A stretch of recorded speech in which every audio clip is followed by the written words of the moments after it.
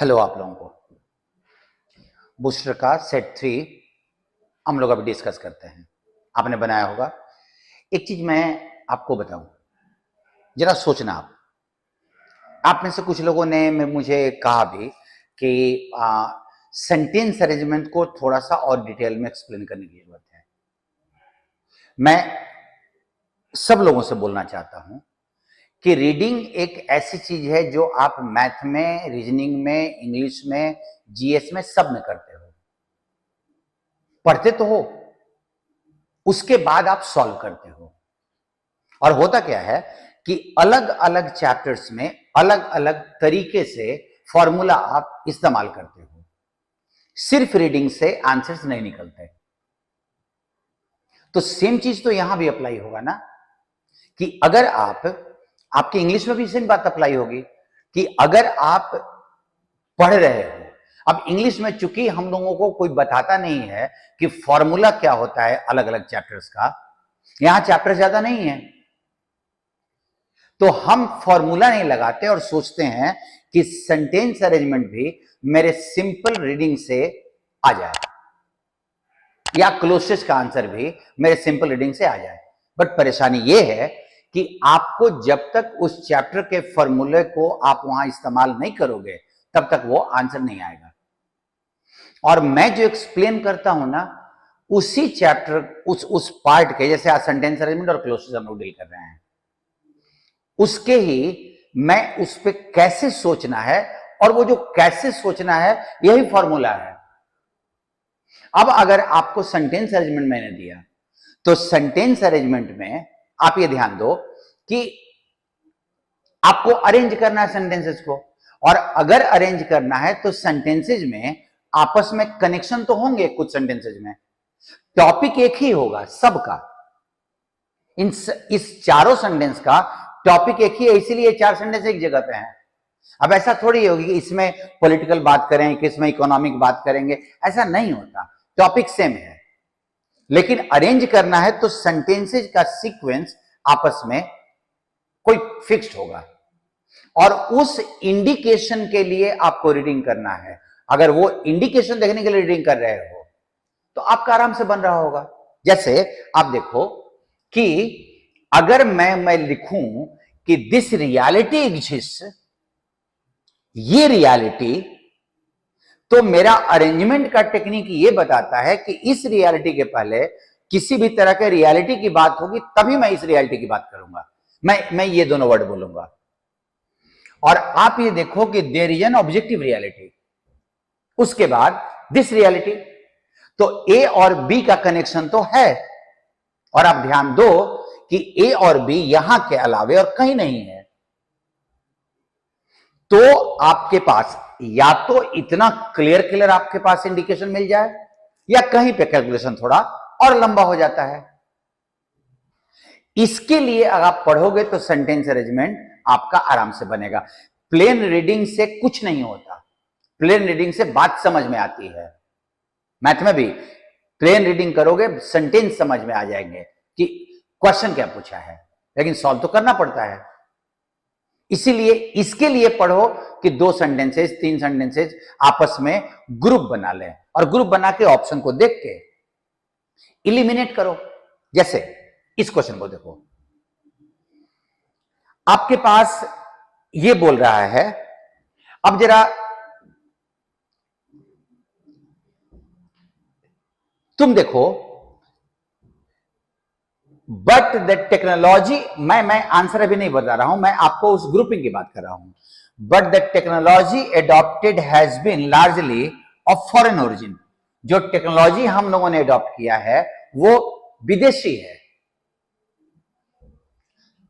However का मतलब but होता है, but there are areas such as atomic energy, space, agriculture, defence, where significant strides have been made in evolving relevant technologies within the country. अब अगर आप सोचो तो आपके सी का किसी एक जगह पे टेक्नोलॉजी जो है वो फॉरेन ओरिजिन का है, लेकिन इन एरियाज में जो टेक्नोलॉजी है वो अपने देश के हैं। तो तुम्हारा सी और डी का आपस में कनेक्शन तो है। और अगर वैसे भी देखो, आप में से बहुत सारे लोग क्या बनाए होंगे जैसे आराम से कि फर्स्ट सेंटेंस तुम्हारा India has come a long way on the technology front. India ने बहुत प्रगति किया। कम अ लॉन्ग वे का मतलब प्रोग्रेस अलॉट। लेकिन इन दोनों सेंटेंसेस का भी आपस में कनेक्शन है। सो आपका ये पार्ट दोनों बैठ रहा था, और जो फर्स्ट सेंटेंस है, चूंकि ऑप्शन में ऐसा दिया हुआ है कि बी से ही आप आराम से निकाल दोगे फर्स्ट सेंटेंस से ही, लेकिन सी और डी का कनेक्शन था। आप वैसे ही इस क्वेश्चन को देखो, जरा इसको देखो। It then distributes emission permits to all companies. ये उसके बाद डिस्ट्रीब्यूट करता है परमिट सारे कंपनीज को। कौन? तो सिंपल सी बात है, तो गवर्नमेंट ही होगा ना। इकोनॉमिस्ट के लिए तो लगेगा नहीं, यूएस के लिए तो लगेगा नहीं। गवर्नमेंट टोटल अमाउंट को फिक्स करता है पॉल्यूशन के, और अगर एयर क्वालिटी को डिजायर्ड लेवल पे रखना है तो, और उसके बाद परमिट वो डिस्ट्रीब्यूट करता है। तो तुम्हारा ए और डी तो एक साथ आएगा। अब ये अगर पढ़ने के बीच में नहीं दिखाई पड़ा तो आप सेंटेंस अरेंजमेंट का फॉर्मूला आप नहीं इस्तेमाल कर रहे हो। अब ए डी यहां भी है, यहां नहीं है, ए डी यहां भी है। अब तुम्हारा सी फर्स्ट सेंटेंस या बी फर्स्ट सेंटेंस, और बी में देखो the economist argue this approach, ये अप्रोच, भाई कौन सा अप्रोच? सेंटेंस अरेंजमेंट में दिस अप्रोच के पहले एक हमको अप्रोच बताना होगा। तो मतलब तुम्हारा बी फर्स्ट सेंटेंस नहीं होगा, C has to be the first sentence. तुम उन क्लूज के लिए पढ़ोगे ना तो हर क्वेश्चन के बाद तुम्हारा सेंटेंस अरेंजमेंट और पक्का होता चला जाएगा। मूव कीजिए। इस क्वेश्चन में थोड़े कंफ्यूजन थे। The individual companies vary in size from the corner grocery to the industrial giant. जो इंडिविजुअल कंपनीज हैं वो वैरी करते हैं साइज में। कुछ तो कोने पे छोटे छोटे दुकानें हैं फल के, डेली के यूज के सामान के, और कुछ इंडस्ट्रियल जायंट भी हैं। ऐसे कंपनीज होते हैं। Policies and management methods with in firms, कंपनियों के भीतर जो पॉलिसी और मैनेजमेंट है वो रेंज करता है। अब जरा सोचो कि ए और बी का कोई आपस में कनेक्शन है? कोई कनेक्शन नहीं है। तो हम अगर ऐसे वाले को मैं हटा दूं तो क्या अंतर है? ऑप्शन नंबर सी तो हट जाएगा क्योंकि उसमें ए और बी को साथ में रखा हुआ है। आप सोचिएगा, मैं आपको अप्रोच दिखा रहा हूं। Various industries offer a wide array of products or services through millions of firms largely independent of each other. बहुत सारे industry millions of product offer करते हैं, मतलब बहुत सारे प्रोडक्ट्स ऑफर करते हैं थ्रू मिलियंस ऑफ फर्म्स। अब हम ये ले सकते हैं कि सी मेरा पहला सेंटेंस होगा, बट जरा आप ध्यान दीजिए कि आपके सी के बाद अगर सी है तो सी का बी से कोई कनेक्शन? यहां पे policies and management with in the firms, तो सी के साथ अगर बी का कनेक्शन नहीं है तो तुम्हारा ये कैंसिल हो जाएगा, ये कैंसिल हो गया, बी सी कैंसिल हो गया तो ये भी कैंसिल हो जाएगा। हम कुछ भी कैसे भी करके बहुत सारे तरीके से हम सेंटेंसेस को सॉल्व कर सकते हैं। लेकिन तुम जरा ध्यान दो ए और डी का आपस में कनेक्शन है कि नहीं, ध्यान देना। साइज में वेरी करते हैं, variation in the form of ownership, variation वहां भी है, वेरिएशन यहां भी है, और ओनरशिप का वेरिएशन भी वहां पे होता है। सो ए और डी का आपस में कनेक्शन बैठ रहा था। आप इसके लिए प्रैक्टिस करो देखो अभी क्या होता है ना एग्जामिनेशन के समय में या बनाने के समय में कि हम ये सोचते हैं कि जल्दी जल्दी मेरा सही बन जाए। आप 10, 15, 20, 25, 50 क्वेश्चन सेंटेंस अरेंजमेंट का सोच सोच के बना लो, चीजें आपको आपको दिखने लगेंगी। नहीं बनाएंगे, अभी मैंने आपको फॉर्मूला बता दिया, लेकिन ये फॉर्मूला ऐसा नहीं है कि मैं कहीं लिस्ट बनाऊं किसमें क्या क्लू आएगा जो एक सेंटेंस को दूसरे से बैठाएगा, वो आपको खोजना है, आपका प्रेशर है। और इसके लिए आप पढ़िए कुछ क्वेश्चंस को, जैसे एक चैप्टर के क्वेश्चंस आप मैथ में बनाते हो, आप क्या करते हो, लगातार हाइट एंड डिस्टेंस से कुछ क्वेश्चन बना रहे हो, क्यों? उसके फॉर्मूला पे कंफर्टेबल होने के लिए। तो कभी आपने लगातार 5-7 दिन सेंटेंस अरेंजमेंट के क्वेश्चंस को बनाया एक साथ? इंग्लिश में कभी नहीं बनाते। इंग्लिश में एक साथ सारा सेट बनाएंगे, 2 नरेशन बनाएंगे, वॉइस बनाएंगे, सेट में तो मिक्स्ड क्वेश्चंस होते हैं। चूंकि आप साइंटिफिकली मैथ्स को तैयारी कर रहे हो, रीजनिंग की तैयारी कर रहे हो, हर चैप्टर के फॉर्मूले को सीरियसली आप उसके क्वेश्चंस को आप बनाते हो कुछ दिन तक, एक आध घंटे नहीं, कुछ दिन तक। जबकि ना क्लोसेस हम लगातार कुछ दिन तक करते हैं, कोई फॉर्मूला नहीं है, एक प्लेन अंडरस्टैंडिंग है, जो मन ने आंसर दे दिया वो चुन लिए हम। और सारे गड़बड़ी का कारण तो यही है। आपको जो सेक्शन परेशान कर रहा है, उस सेक्शन के हाउ टू सॉल्व को सोचिए।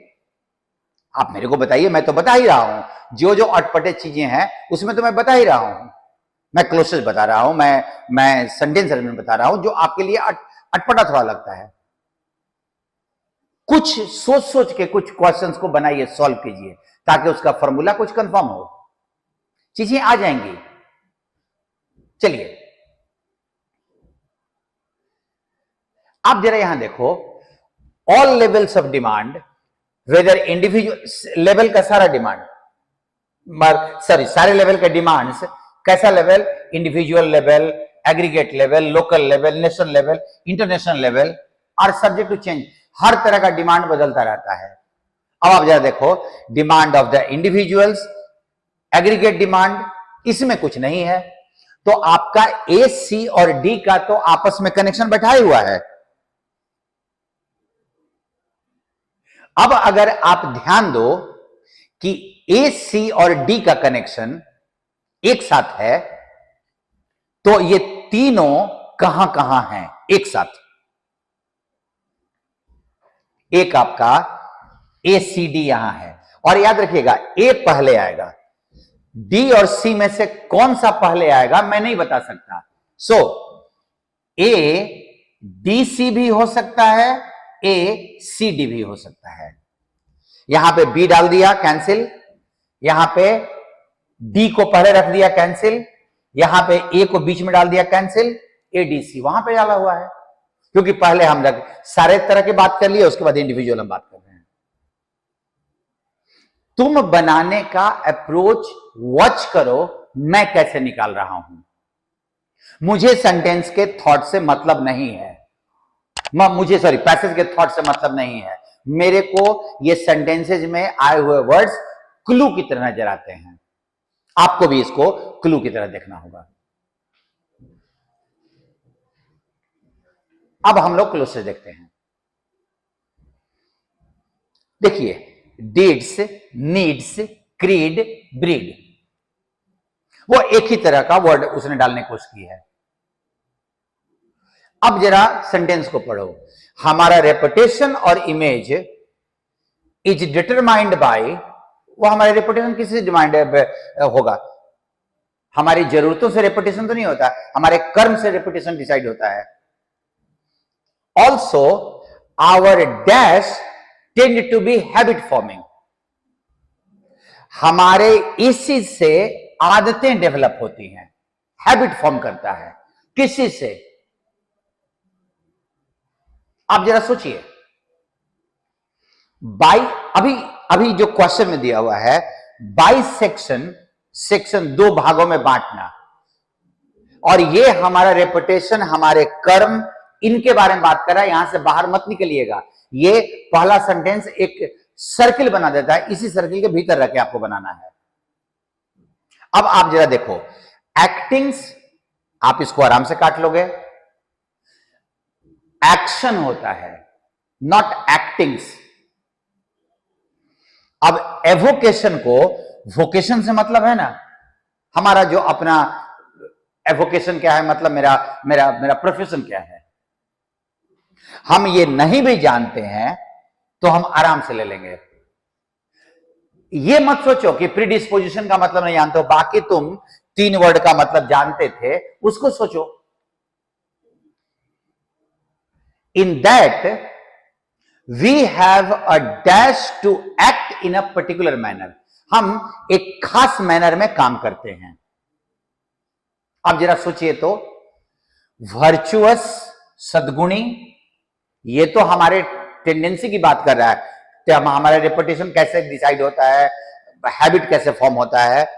विस्कोसिटी शायद लिक्विड से आप जोड़ते हो, चिपक कितना गाढ़ा है वो। इमेंस, बहुत ज्यादा। तो आपका ये वर्ड नहीं भी जानते हो तो शायद ये 3 वर्ड से आप आराम से निकाल लोगे। अब हम लोग क्या सोचते हैं ना कि प्रोपेंसिटी का मतलब, प्रीडिस्पोजिशन का मतलब हमको पता होगा तब हम आंसर चुन पाएंगे। अगर बाकी के 3 पता है, मैं यहां पे नन ऑफ दिस डालता, तो आप नन ऑफ दिस कब चुनते हो? जब तीनों नहीं होते हैं वहां पे, तो आप चुन लेते हो। तो अकॉर्डिंगली यहां भी ये अगर अननोन वर्ड आता है तो मान के चलिए कि वो नन ऑफ दिस है, बाकी 3 में से कोई हो भी सकता है और नहीं भी हो सकता है। हम लोग क्या करते हैं, सबसे पहले नहीं जानते इसको काट के हटा देंगे। कैसे भाई, कैसे काट के हटा रहे हो? जब पता ही नहीं है तो वो हो भी सकता है, नहीं भी हो सकता है। अगला, hence most people are dash by their deeds. देखो यहां पे इसका जवाब भी है क्वेश्चन नंबर 1 का। Most people are born by their deeds, alive, shaped, killed. Habit form हो रहा है ना, दे आर शेप्ड, उनका आकार बनता है अपने कर्मों से।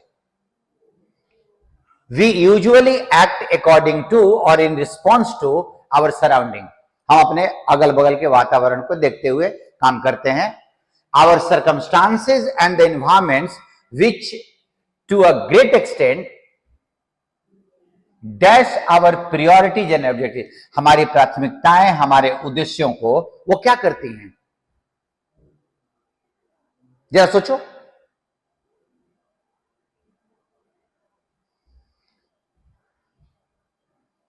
आवर सर्कमस्टांसेज एंड, अभी आप जरा इस क्वेश्चन को देखिए, एक गड़बड़ क्या हुआ। क्लैरिफाई, स्पष्ट करती हैं, ये तो नहीं जाएगा। प्रश्न उठाती हैं, ये नहीं जाएगा। यहां पे एक बात ध्यान रखिए कि प्लूरल में डाला हुआ था, सर्कमस्टांसेस एंड द एनवायरमेंट। ये एसएससी के सीजीएल के मेंस का क्वेश्चन है, पहले का। अब आप अगर देखो तो आंसर के मीनिंग में ये होना चाहिए था, क्योंकि पेट्रीफाई अननोन वर्ड है। बट अभी अगर मान लो कि एक वर्ड तुम नहीं जानते हो, 3 वर्ड में से कोई एक का मीनिंग वहां पे फिट बैठ रहा है, तो फिर आपको उस अननोन वर्ड्स को, अननोन वर्ड पे ध्यान देने की जरूरत नहीं है। तीनों नहीं फिट बैठा, अननोन वर्ड चुना जाएगा। लेकिन 3 में से कोई एक एकदम फिट बैठा, जबरदस्ती नहीं बैठाना है, हमारे मीनिंग अंडरस्टैंडिंग अनुसार अगर बैठ रहा है। ये एक्चुअली एक ऐसा क्वेश्चन था जहां पे होना चाहिए था मॉडिफाई, मतलब हमारे में चेंज लाना। हमारे प्रायोरिटीज को, ऑब्जेक्टिव्स को मॉडिफाई करती हैं, चेंज करती हैं। लेकिन वो प्लूरल दिया हुआ था। अगर ऐसे है, क्योंकि पेट्रीफाई का मतलब होता है डरा देना, भयभीत कर देना, तो अगर ऐसे दिया हुआ है तो ये क्वेश्चन गलत है, ये क्वेश्चन गलत है। उसका सही आंसर ये होना चाहिए था, क्योंकि ऐसा नहीं है कि वर्ड भरने के बाद वो सेंटेंस ग्रामेटिकली गलत हो, तब तो कॉमन एरर भी हो जाएगा। चलिए नेक्स्ट देखते हैं। The rising sun has great inner dash. अब अगर तुम देखो तो ग्रेट लिखा हुआ है और positive word, meaninglessness, trivial, denotation और सिग्निफिकेंस। और ये ग्रेट लिखा हुआ है तो तुम ध्यान दो, उसका बहुत ज्यादा महत्व है। आगे, not just to dash the new morning right after dark night, but also the new rhythms and vibrations within existence. Not just to dash, hide तो करेगा नहीं जो उगता हुआ सूरज है, withhold रोकेगा नहीं, finish नहीं करेगा। तो हेराल्ड का मीनिंग नहीं भी जानते हो तो तुम्हारा आंसर हो जाएगा। यही मैं समझा रहा था कि हेराल्ड नहीं भी जानते हो तो अंडरस्टैंडिंग के बाद वो वही आंसर आने का है जो उगता हुआ सूरज है। आगे पढ़िए। समटाइम्स, आप पढ़ लेना इसको, विद इन आवर सेल्फ, हमारे भीतर, is also dash with the first rays of the sun. एक बात ध्यान रखिए कि जो वर्ड भरोगे उसके साथ विथ प्रीपोजिशन आएगा। अगर ब्लैंक स्पेस के बाद प्रीपोजिशन है तो वो प्रीपोजिशन उस वर्ड का है जिसके साथ जो वर्ड यहां भराएगा। और आप जरा देखो, dead and cancel, is also hypnotize. जब 3 में ईडी लगा हुआ है, 1 में नहीं लगा हुआ है, तो यह भी आपको सोचना होगा कि क्वेश्चन में ईडी लगेगा कि नहीं लगेगा। और नेचुरली इज लगा हुआ है तो यहां वर्ब में भीतरी तो चाहिए होगा, तो हम ये काट लेंगे, डेड एंड काट लेंगे, और डिसओन निगेटिव वर्ड है, हमारा अवेकेंड चला जाएगा। हमारे भीतर भी जगता है inner rage. We just need to be sensitive and available. हमें थोड़ा सेंसिटिव होना होगा। We just need to be dash, उसी बात को दिमाग में रखते हुए। अब चौथा वर्ड देखो, सेंसिटिव होना होगा। अब अगर इमिटेट से इमिटेटिव बना है, एब्डिटिव कोई वर्ड नहीं होता है, एब्डिकेटिव हो सकता था, और एडिटिव एड से बना हुआ है, लेकिन रिसेप्टिव रिसीव करने वाला, वो जो चीजों को रिसीव करे, सेंसिटिव हो गए तो रिसीव करना होगा। Like the outside world, we need to open the inner door to let the new dawn enter within. Just open the window of our inner world and allow the beautiful experience of sunrise to. बस अपने भीतर के दरवाजे को खोलिए हृदय के, to dash. और अगर आप ध्यान दो, एक बड़ा इंटरेस्टिंग, कि सब्जुगेट, एक्सेंचुएट, एब्डिकेट, हो सकता है कि 2-3 वर्ड का मीनिंग नहीं आता हो, लेकिन बात सूरज की हो रही थी, किरणों की हो रही थी, तो ये वर्ड आराम से उसने दे रखा है। आप ये ध्यान रखो, क्लोस्टिस में बहुत रेयर केस में वर्ड मीनिंग आपको परेशान करता है। अगर आपकी रीडिंग बहुत अच्छी है तो अननोन वर्ड्स को आप आराम से हैंडल कर लोगे। अगर देखो जरा 5वां नंबर ऑप्शन, 3 वर्ड हमारे लिए अननोन था, लेकिन जो वर्ड उसने दिया था वो वर्ड आराम से वहां फिट बैठ रहा था, कोई टेंशन नहीं है। ऐसा नहीं होता कि एक से ज्यादा ऑप्शन फिट बैठे, एक ज्यादा अच्छा है, कम अच्छा है, नहीं होता ऐसा। अगर ये बैठ रहा है, वो हमेशा एग्जामिनर आपके लिए रास्ता खोल के रखता है। वो ऐसा नहीं है कि चारों वर्ड एकदम अननोन दे देगा और आपको कहेगा कि आप झेलते रहो, क्योंकि यहां आपके अंडरस्टैंडिंग का टेस्ट होता है। गेटिंग? आप इन अनुभवों को बना बना के डेवलप करो। अभी देखो फिर से, टू नो डैश रियलिटीज, ऐसे रियलिटी को जानने के लिए the powers of the mind need to be turn back upon itself. जो माइंड का पावर है ना, अपने ऊपर लाना होगा अगर ये रियलिटी जानना है तो। अब जरा सोचो तो, लर्न रियलिटी और टिपिकल रियलिटी, अब एक इनेट और एक एक्सट्रिंजिक। अब यहां पे दो वर्ड उसने डाल दिया, और ये ध्यान रखिएगा, एक्सट्रिंजिक मतलब होता है एक्सटर्नल, और इनेट निहित, जो भीतर में आपके छुपा हुआ है। आपने अगर थोड़ा बहुत भी सिनोनिम एंटोनिम किया होगा तो ये आराम से बन जाता है। E X external, I N internal. With concentration the mind can dash its innermost secrets. Mind can realise, जान सकता है सीक्रेट्स को कंसंट्रेशन के साथ। जरा देखो, एक्सेस, रिसेस, ऑब्सेस, लेकिन ये तुमको आराम से दिखाई पड़ रहा होगा। वो पहुंचना, इनर मोस्ट सीक्रेट्स को पहुंच सकता है, ठीक है। और कोई वर्ड जाना नहीं है। ऑब्सेशन से ऑब्सेस बना हुआ है, एक्सेस, रिसेस रिसेशन से बना हुआ है। छुट्टी भी होता है ना स्कूल आदि में, तो उसको रिसेस बोलते हैं, tiffin. Just as the darkest place reveal their secrets to the penetrating rays of light. जैसे अंधेरे में भी लाइट से दिखाई पड़ने लगता है।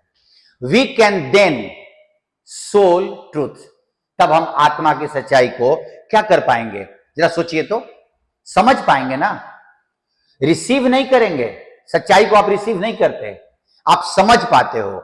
ये कॉस्ट से बना हुआ है, कोनाइव। लेकिन अगर आप सोचो कि परसीव, समझने का जो वर्ड है, वो कोनाइव का वर्ड मीनिंग नहीं भी जानते हो, तो आपका ये वर्ड जा रहा था। दो वर्ड कटा, ये वर्ड फिट बैठ रहा है। Reading, thinking. ऑप्शन पे जाने के बाद पहले सेंटेंस को समझो। मैंने कहा then we can souls truth, आत्मा की सच्चाई को हम समझ सकते हैं। Whether life exist for 5 minutes, कि क्या जिंदगी 5 मिनट के लिए है, और फॉर डैश, परमानेंट है। जरा देखो, वो तो वो दे ही देता है ना, डिग्निटी, एमिनिटी, ट्रिनिटी, ट्राई से ट्रिनिटी, आत्मसम्मान, इसके लिए लाइफ 5 मिनट या permanent. And whether there is a god, और क्या भगवान भी है। To go beyond the mind and our present reality, we need to use the mind itself as a tool. Mind को एज ए टूल इस्तेमाल करना होगा। Patanjali in his Hatha Yoga Pradipika stated, yoga is the, ध्यान से देखिएगा, बड़ा अच्छा क्वेश्चन था, dash of the modification of mind. Yoga mind के मॉडिफिकेशंस का ये है। अब जरा सोचो, एम्बिशन तो वैसे भी कट जाएगा, बाइजेक्शन, मुझे तो इस वर्ड का मीनिंग नहीं आता, मैंने आज तक देखा भी नहीं है, और एवोल्यूशन ऑफ द मॉडिफिकेशन। जरा सोचिएगा कि अब आपका क्या लगेगा ना, सेसेशन आप नहीं जानते, ये दो वर्ड हमने काट लिया। अगर आप यहां एवोल्यूशन भरोगे, yoga is the evolution of the modifications, modifications के माइंड के बदलाव के विस्तार का विस्तार योगा है। या ये एवोल्यूशन रोकना होगा, माइंड बदले नहीं, चेंज नहीं हो, भटके नहीं, उसमें तरह तरह से बदलाव नहीं आए। क्योंकि कंसंट्रेशन लिखा है ना, सेसेशन रोकना, किसी काम का रोकना। मैंने कोशिश किया, और ऑप्शंस बड़े अच्छे अच्छे थे। आपको अगर सीजीएल मेंस भी देना है तो मुझे लगता है कि इसी तरह के क्वेश्चंस, इसी लेवल के कॉम्प्लेक्सिटी का क्वेश्चन आएंगे। आपको अपनी रीडिंग पे कंसंट्रेट करना होगा, ब्लैंक स्पेस के रहते हुए भी आपको सेंटेंस को, देखो हम लोग करते क्या है ना, कि ब्लैंक स्पेस है, जैसे ही आया हम बिना कुछ सोचे ऑप्शन देख लेते हैं, और ऑप्शन देख लेंगे, अगर अंडरस्टैंडिंग क्लियर नहीं है तो उल्टा पुल्टा वर्ड हम उसको फिल कर देंगे। ब्लैंक स्पेस, ऑप्शन देखने के पहले ब्लैंक स्पेस को हटा के, अगर वो एक वर्ड गायब भी है ना, तो सेंटेंस का मीनिंग तो समझ में आएगा। हर चीज का मैंने अभी सेंटेंस में बताया क्या करना है, क्लोजेस बताया क्या करना है। आप प्रॉपर तरीके से अगर कुछ दिन लगातार, जैसे कुछ दिन क्लोजेस बना लो 10, 12, 15, लेकिन टिक नहीं खाली मारो, सोच सोच के, और कुछ डिफिकल्ट क्वेश्चंस खोजो। अगर आप करते हो तो आपके क्लोजेस में क्यों ग्रोथ नहीं होगा? बट नेचुरल ग्रोथ होने का है। वही हर सेक्शन में आपको टाइम देना होगा, उस सेक्शन के क्वेश्चंस को बनाना होगा, हाउ टू सॉल्व सोचना होगा, उस हाउ टू सॉल्व को अप्लाई करना होगा, तब ग्रोथ दिखाई पड़ता है। आई होप कि ये डिस्कशन आपको, आपके लिए हेल्पफुल होगा। मुझे बताइएगा, मैं भी इंतजार करूंगा आपके कमेंट के थ्रू। थैंक यू आप लोगों।